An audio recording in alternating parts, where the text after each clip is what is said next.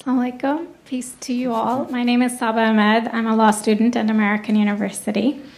I am here to ask you a simple question. I know that we portray Islam and all Muslims as bad, but there's 1.8 billion Muslim followers of Islam.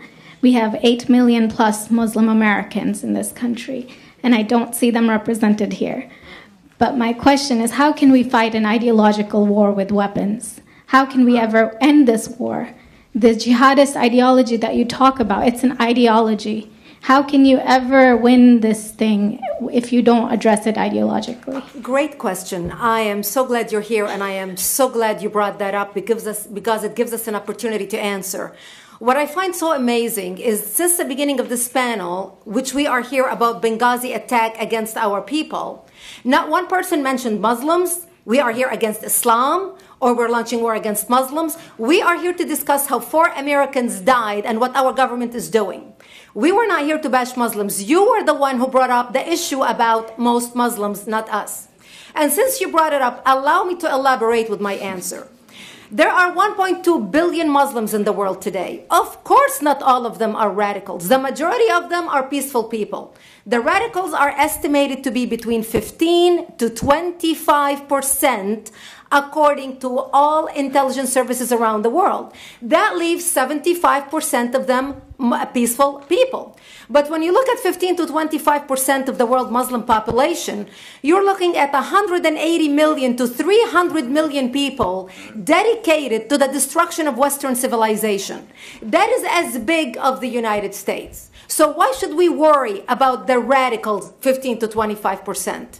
Because it is the radicals that kill. Because it is the radicals that behead and massacre. When you look throughout history, when you look at all the lessons of history, most Germans were peaceful. Yet the Nazis drove the agenda. And as a result, 60 million people died. Almost 14 million in concentration camps. 6 million were Jews. The peaceful majority were irrelevant. When you look at Russia, most Russians were peaceful as well. Yet the Russians were able to kill 20 million people. The peaceful majority were irrelevant. When you look at China, for example, most Chinese were peaceful as well. Yet the Chinese were able to kill 70 million people. The peaceful majority were irrelevant. When you look at Japan prior to World War II, most Japanese were peaceful as well. Yet Japan was able to butcher its way across Southeast Asia, killing 12 million people, mostly killed with bayonets and shovels. The peaceful majority were irrelevant. On September 11th in the United States, we had 2.3 million Arab Muslims living in the United States. It took 19 hijackers, 19 radicals to bring America down to its knees, destroy the World Trade Center, attack the Pentagon, and kill almost 3,000 Americans that day. The peaceful majority were irrelevant. So for all our powers of reasons and us talking about moderate and peaceful Muslims, I'm glad you're here. But where are the others speaking out? And since you are the only Muslim representative,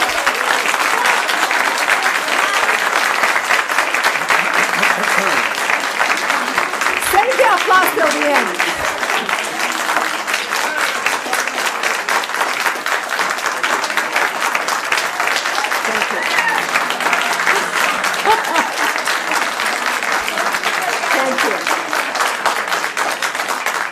And since you're the only Muslim representative in here, you took the limelight instead of speaking about why our government, and I assume, are you an American?